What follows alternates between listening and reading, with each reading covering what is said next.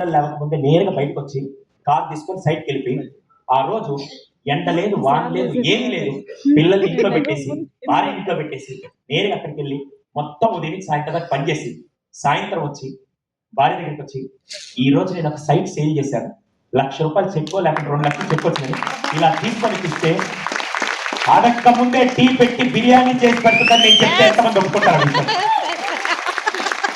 పట్టుకున్న భార్య దగ్గర నుంచి రెస్పెక్ట్ కావాలన్నా కూడా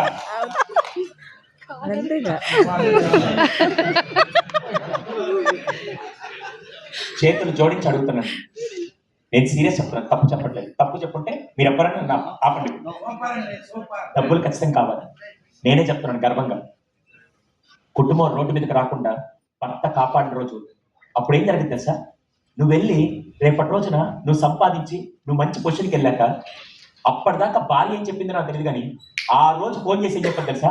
మా ఆయన డబ్బు సంపాదిస్తున్నాడు, మా ఆయన మమ్మల్ని సినిమా తీసుకెళ్ళాడు, మా ఆయన మమ్మల్ని ట్రిప్ తీసుకెళ్ళాడు అని చెప్పి నిన్ను బ్రాండ్ గా చేసి నీకు అడ్వర్టైజ్మెంట్ చేసేది నీ ఫ్యామిలీ అని నేను గర్వంగా చెప్పగలుగుతాను. వాళ్ళు ఫోన్ చేసి మొత్తం చుట్టాలందరూ చెప్తారు ఎస్ ఆర్ నో. అలా చెప్పే స్థాయికి మీరు ఖచ్చితంగా రావాలి. అది నిజమైన సక్సెస్.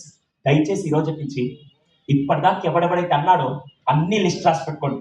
కొట్టద్దు, తిట్టద్దు, సంపద్దు. ఎలా సావాలోడు కుళ్ళుకొని సావాలి.